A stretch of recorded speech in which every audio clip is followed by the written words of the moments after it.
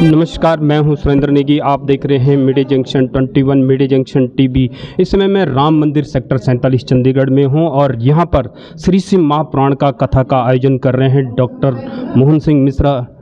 उनके द्वारा यहां पर श्री शिव पुराण महाकथा का आयोजन किया जा रहा है। आज क्या हुआ कथा में और कल क्या होगा, चलते हैं पंडित जी के पास, आचार्य जी के पास। आचार्य जी बताएंगे कि आज जो कथा में किया गया उसमें क्या क्या किया गया है, और पूछते हैं आचार्य जी से आज जो कथा में किया गया क्या था और क्या मैसेज है लोगों के लिए। आज हम लोग सेक्टर 47 में यहाँ पर श्री राम मंदिर में भव्य श्री शिव महापुराण कथा का आयोजन का कार्यक्रम हुआ, जो श्री राम मंदिर सभा की ओर से है और शिव लिंग की प्रतिष्ठा के वार्षिक उत्सव पर यह आयोजन किया गया। और इसमें हरि हर के विविध चरित्रों पर प्रकाश डाला गया कि मतलब भगवान हरि और हर एक स्थान पर कहाँ कहाँ रहे और क्या क्या उन्होंने लीलाएं की, किन किन जगहों पर उनकी कथाओं का समावेश है, कितना प्यार प्रेम स्नेह और कितनी उदारता सुंदरता भव्यता और दिव्यता का कथा के माध्यम से हम लोगों ने व्यक्त किया। कल क्या होगा कथा में, और आज जिस तरह से बारिश थी और एक और आपने कहा था हर हर महादेव का जो मंत्र है वो क्या मंत्र है, उसके द्वारा लोगों को क्या संदेश देना चाहिए। ये नेगी जी हमारा निजी अनुभव भी रहा है। एक ये नया मंत्र निकला है और इस मंत्र को हम लोग देख रहे थे और शास्त्रों का अवलोकन करके ये इस दास के भीतर से ही उद्धृत हुआ है और हमने इसको मिला करके देखा है कि हरि हर और नमः शिवाय बोलने से हमारा मन तन और धन तीनों पवित्र होते हैं। और मैंने इस मंत्र को स्वयं प्रैक्टिकल करके देखा है कि कितनी भी मतलब बीमारी में अगर कोई इस मंत्र का जाप करे तो इस मंत्र की जो टक्कर है वो सीधे महामृत्युंजय मंत्र से। महामृत्युंजय 56 अक्षर का मंत्र है और ये बड़ा सूक्ष्म और सरल मंत्र है, लेकिन इसका मुकाबला कितनी बड़ी समस्या हो, कितने बड़ा मतलब रोग हो, उससे मुक्त होया जा सकता है। इसकी महत्ता है। अगर निर्धन का योग बनता हो, धन ना आता हो, तो इस मंत्र के जाप से जो है हमारे को बहुत सारा धन मिलता है। पराक्रम अगर हम कर रहे हैं और हमें सफलता नहीं मिल रही है तो इस मंत्र के जाप करने से सफलता मिलने लगती है। जीवन में सुख नहीं है और कहीं भी सुख का अभाव, हमारे जीवन में सब कुछ होते हुए भी हमारे जीवन में सुख का अभाव है, तो इस मंत्र से वो भी मिलता है। संतान नहीं है कई लोगों की, जैसे बाल बच्चे नहीं हैं, तो उनके लिए भी ये लाभ उपयोगी है, उनको संतान भी मिलेगी। शत्रु लोग बड़े परेशान करते हैं, बड़े कष्ट हैं, काम क्रोध लोभ मोह ये बड़े तंग कर रहे हैं, हमारे आध्यात्मिक उन्नति में बाधक हैं, तो उनके लिए भी ये काफ़ी वो करते हैं। कई लोग पति पत्नी में झगड़ा होता है या डाइवोर्स तलाक इत्यादि की संभावनाएं बन रही हैं, बार बार क्लेश होता है, वो अगर पति पत्नी इस मंत्र का जाप करे तो एक सौहार्द और बहुत अच्छा घर रहेगा। अचानक मृत्यु टालती है ये मंत्र, कभी एक्सीडेंटल योग नहीं बनते हैं और भाग्य में वृद्धि करता है। कर्म भी बहुत अच्छे बनते हैं, राज पक्ष से भी इससे लाभ मिलता है और लाभ ही लाभ होता है और खर्च होगा भी तो बहुत अच्छी जगह खर्च होगा। आज बसंत पंचमी भी था, तो इस अवसर पर आपके जो दर्शक थे यहाँ पे आए हुए श्रोतागण हैं उनके लिए भी क्या मैसेज। मैं सबके जीवन की मंगलमय कामना करता हूँ और आप मेरे बड़े भाई हैं श्री आनंद मणि जी, और आप बहुत विद्वान हैं, सबसे पहले के आचार्य हैं हरिद्वार के। और मैं ये संदेश देना चाहता हूँ सबको कि सबके जीवन में वसंत खिला रहे। जैसे भगवान शंकर प्रसन्न रहते हैं, सदा वसंतम हृदय अरविंदे, आज सबके हृदय में बसंत उगता रहे, सदैव सब प्रसन्न रहें और खूब वर्षा हुए और धन धान्य की प्राप्ति हुई, हरा भरा ये सर्वे भवन्तु सुखिनः सर्वे सन्तु निरामया सर्वे भद्राणि पश्यन्तु माँ कश्चित् दुःख भाग् भवेत्। सभी सुखी रहें, प्रसन्न रहें, बस यही हम इस बसंत पर्व कहते हैं। आज की कथा का तो समापन हो गया, कल क्या होगा कथा में।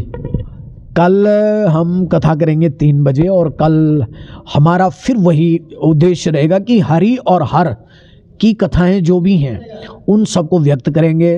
तो उनमें भगवान शंकर और शायद शिवलिंग की प्रकाट्य की हम कथा कह दें कि भगवान शंकर का शिवलिंग कैसे धरती पर आया और कैसे वो मनाया गया और ब्रह्म करके शिवलिंग की आराधना की है। क्योंकि यहाँ जो विषय है वो शिवलिंग मूर्ति शिवलिंग स्थापना के वार्षिक उत्सव पर है, तो क्यों नहीं हम उसी प्रसंग और उसी विषय को लेकर के कथा का आयोजन करें।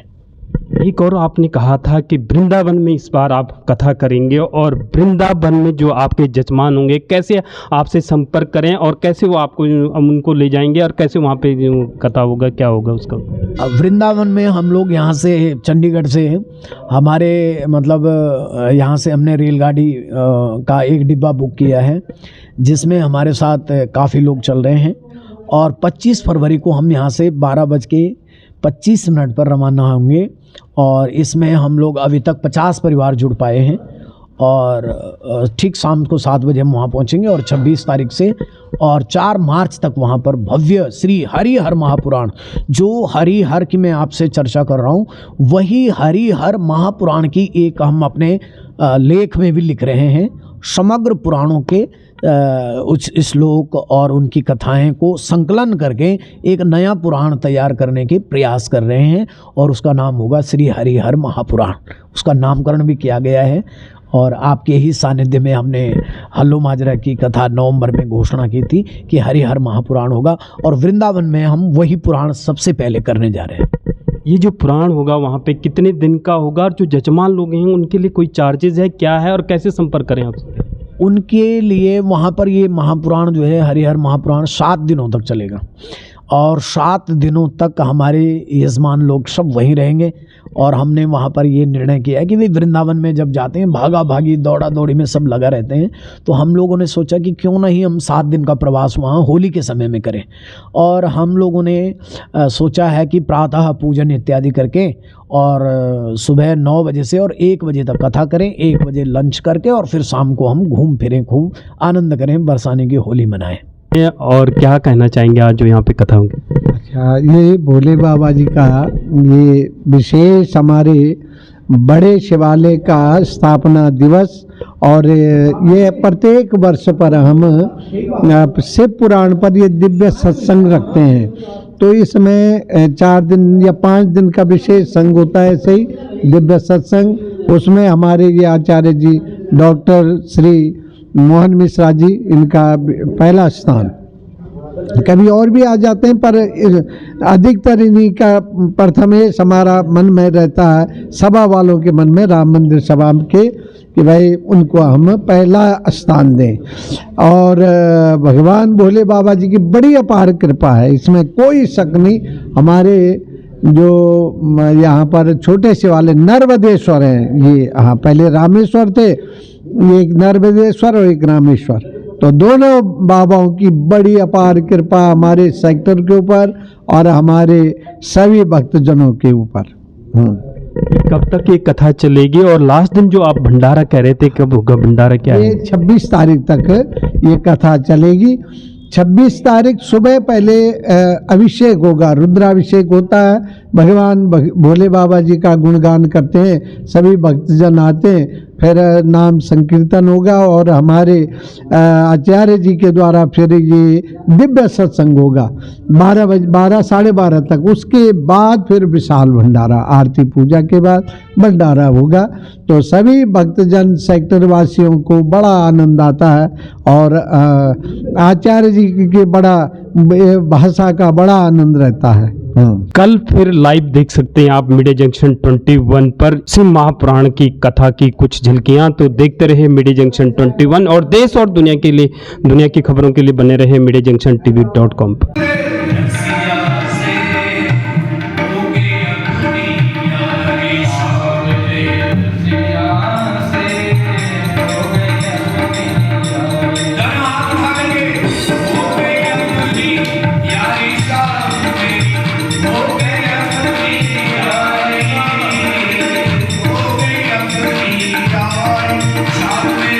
हो गई अपनी यारी सामने, जैसिया से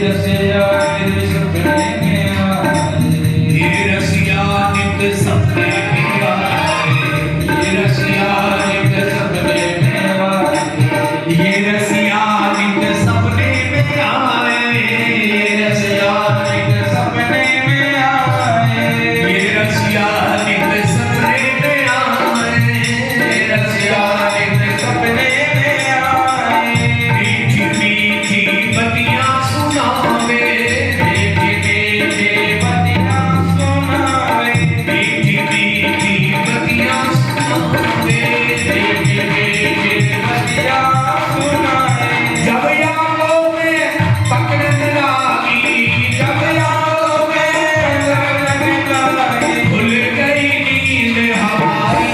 सावरे रसिया से हो गई अपनी यारी, सावरे रसिया से हो गई अपनी यारी, हो गई अपनी यारी सावरे, हो गई अपनी यारी सावरे, हो गई अपनी यारी सावरे रसिया से हो गई अपनी यारी, सावरे रसिया से हो गई अपनी यारी। दोनों हाथ नहीं उठाएंगे तो क्या करना है?